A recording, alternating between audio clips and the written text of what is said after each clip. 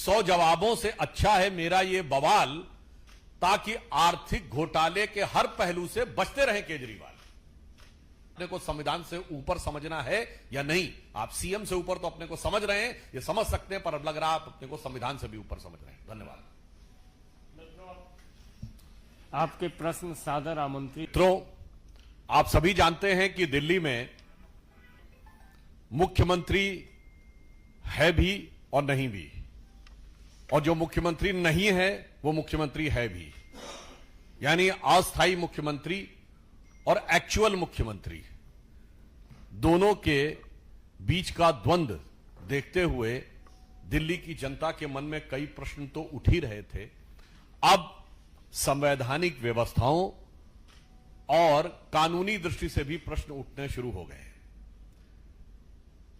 दिल्ली के so called actual मुख्यमंत्री, जो वास्तविक अर्थों में फेटल मुख्यमंत्री साबित हुए हैं, जो नित्य प्रति कार्य करने की बजाय उठकर एक सवाल पूछने लगते हैं, जबकि वो भारत के इतिहास की सबसे शक्तिशाली, संख्या की दृष्टि से सबसे शक्तिशाली सरकार उनके पास है, उसके बाद भी वो सवाल पूछते हैं। मगर आज कुछ बहुत गंभीर प्रश्न इस विषय के ऊपर उठकर खड़े हुए हैं कि जो सीएजी रिपोर्ट्स थी, आपको पता है कि सरकार के आर्थिक आय व्यय का मूल्यांकन CAG, comptroller and auditor general के द्वारा किया जाता है, राज्यों में भी और केंद्र में भी। मगर यह एक बड़ी विचित्र बात है कि स्वघोषित कट्टर ईमानदार एक संवैधानिक व्यवस्था के द्वारा अपने सरकार के कार्यों की आर्थिक समीक्षा को न सिर्फ होने देते नहीं देते, नकारते हैं और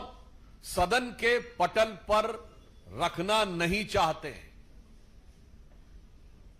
और इसलिए दिल्ली हाईकोर्ट ने भी, जो प्राप्त सूचना है मीडिया में, उसके अनुसार दिल्ली हाईकोर्ट ने एक ऑब्जर्वेशन यूज किया है कि Delhi government is dragging its feet, यानी अपने कदम खींच रही है इन प्लेसिंग द सीएजी रिपोर्ट, अर्थात दिल्ली की सरकार सीएजी की रिपोर्ट सदन के पटल पर रखने से कदम पीछे खींच रही है। यह दुर्भाग्यपूर्ण है। The exact word is the Delhi government is dragging its feet in placing the CAG report is unfortunate.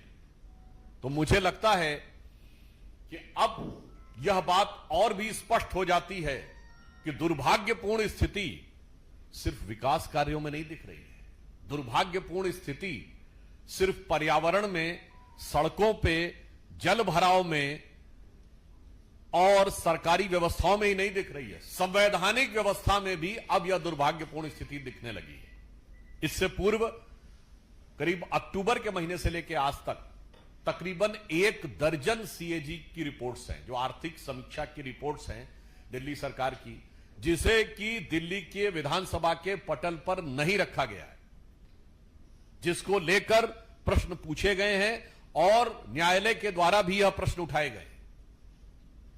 और बहुत मजेदार बात यह है कि स्वघोषित कट्टर ईमानदार के द्वारा संचालित सरकार में दिल्ली के विधानसभा सेक्रेटेरिएट ने 11 जनवरी को, इसी 11 जनवरी 2025 को यह कहा है, there is no use of tabling the reports,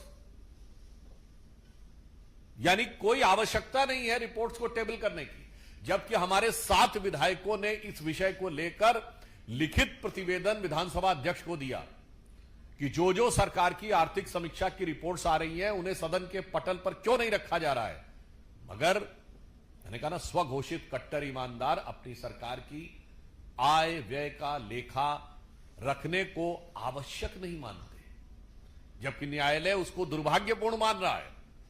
इससे यह साफ हो जाता है कि ये एनार्किस्ट तो है ही, यह आपदा तो थी ही, आर्थिक आपदा भी है, राजनीतिक आपदा भी है, विकास की आपदा के साथ साथ अब आम आदमी पार्टी की सरकार में संवैधानिक आपदा भी है। Their anarchist character is now pervading in the constitutional institution and constitutional procedures which are very much required for proper functioning of a government. आप स्वयं सोचिए, यदि सरकार की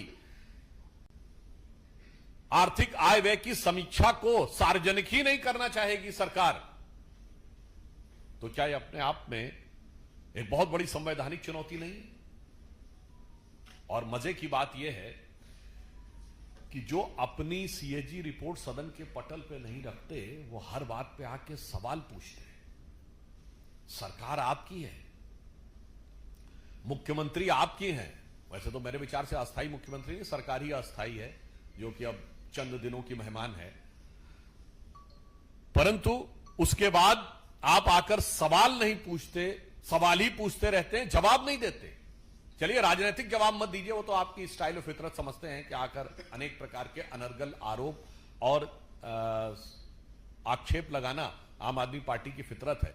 परंतु मैं आपसे कहना चाहता हूं, जो आपकी संवैधानिक अपरिहार्यता है, जो आपका संवैधानिक कर्तव्य है, उसका आप जवाब देने से कब तक बचने का प्रयास करते रहेंगे, यह मैं केजरीवाल जी से पूछना चाहता हूं। और मुझे लगता है कि यह संगति का असर भी हो सकता है। जैसे जब से ये लोग कांग्रेस के साथ गए थे, तो भले ही साथ में गए, अलग हो गए। सबसे तेज भगवा न्यूज 24/7